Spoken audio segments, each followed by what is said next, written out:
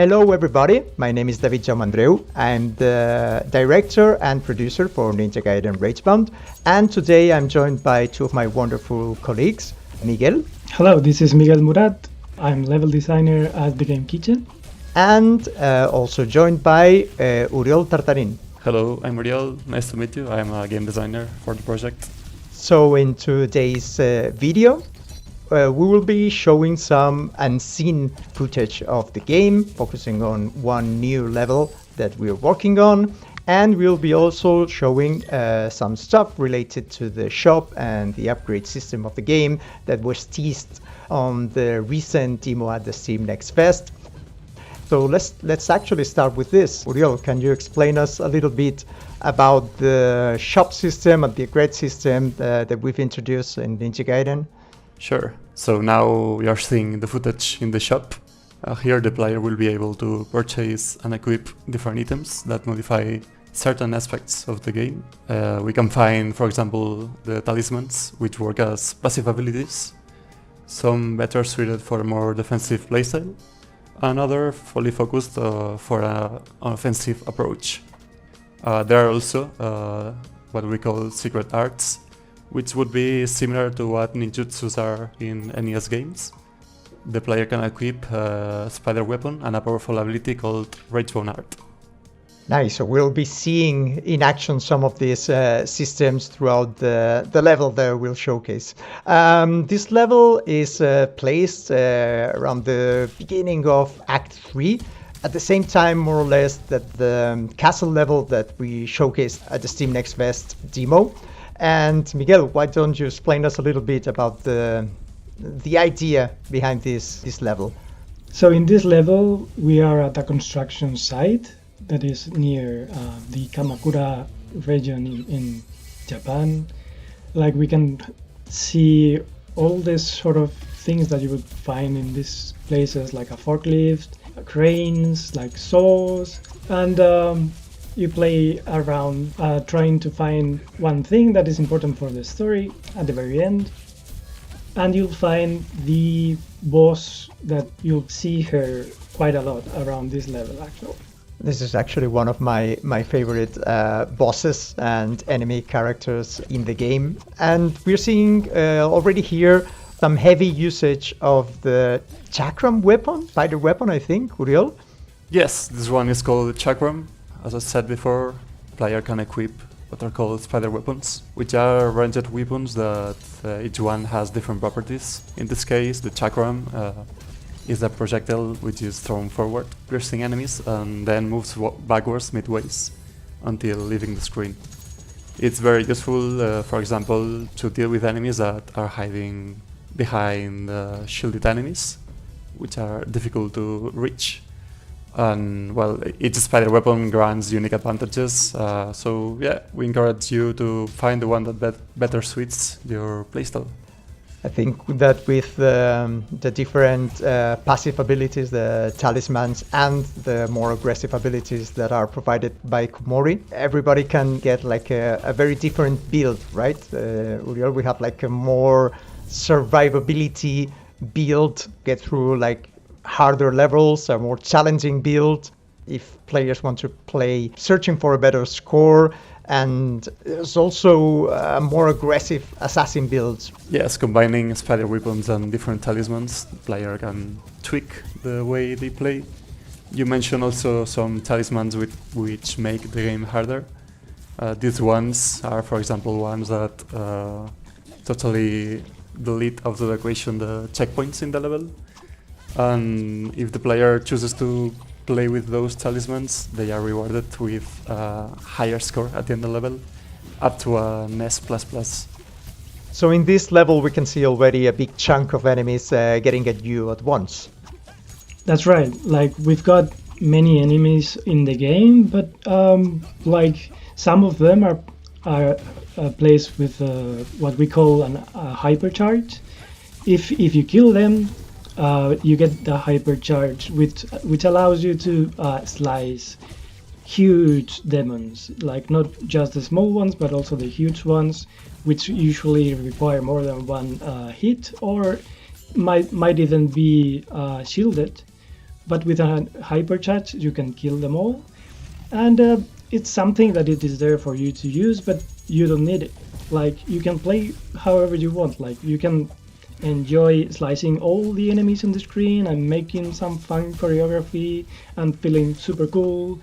And you can also like jump over the enemies and rebound on them, or go through them and leave them behind you. That's up to you. So several ways of getting through the levels, being like extremely destructive, being like attacking the enemies with multiple hits, or getting the best hypercharge opportunities. So here's Rivashi. We see her previously in the game. We don't want to make some spoilers, but here she's back, putting things a little bit more difficult. Yes, that's right. So in the game we have some sections that change a little bit how we play the levels. So it's more fun, more fresh. So in this part, for instance, like you have to hide behind walls and elements of the screen so you don't get wiped out by the boss. But we are also getting hard in the hard mode. Isn't that right? Yes, we are also getting a hard mode. So we've rebuilt the levels. Like, the levels are the same, but we've made it different for the hard version of the game. It's not just like making the enemies getting more health points from you, but they also attack a little bit different. Like, the levels have more challenging parts with maybe more spikes, or maybe a different section as we played in the normal version of the level. In this level we have like a lot of platforming sections also, but the most challenging parts are definitely those of Kumori. We call like the demon detours, when Kumori commutes with the alternative reality and she can move to different parts. We'll be finding quite a few of these around the levels.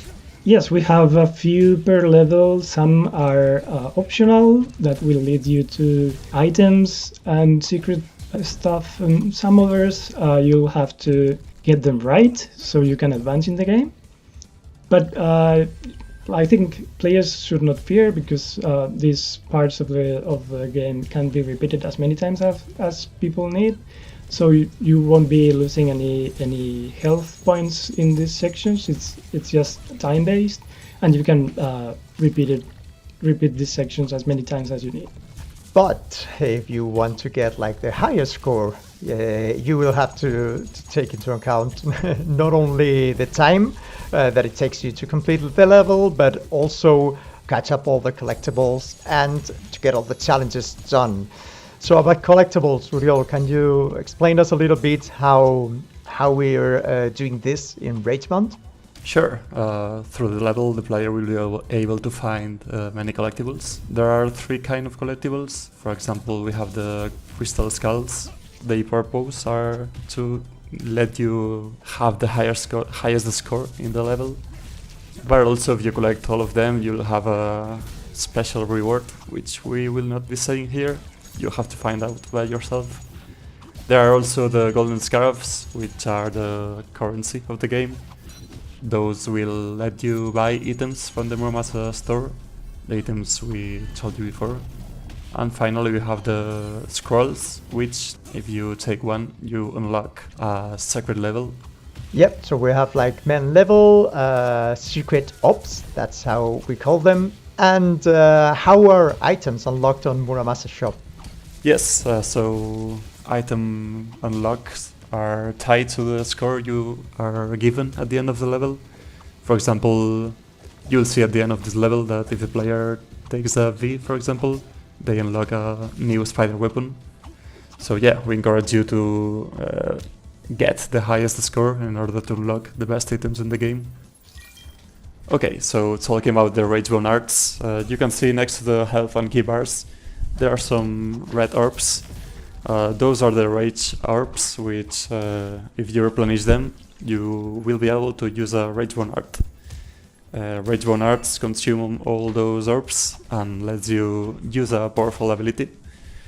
We have many different abilities, each one for a different playstyle. For example, we have some offensive ones, which are a screen clearing attack.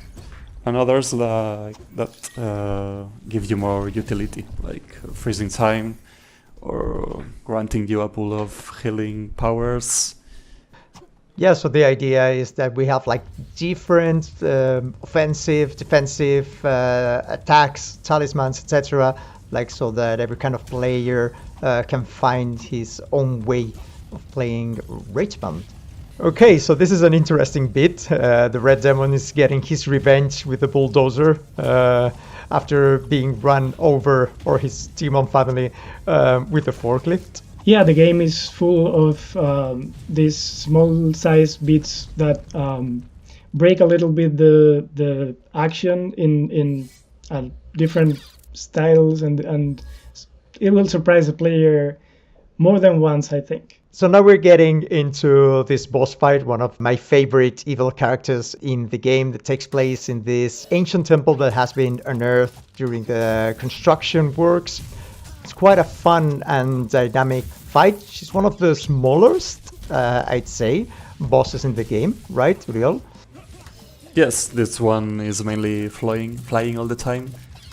She attacks you by throwing lightning strikes at you.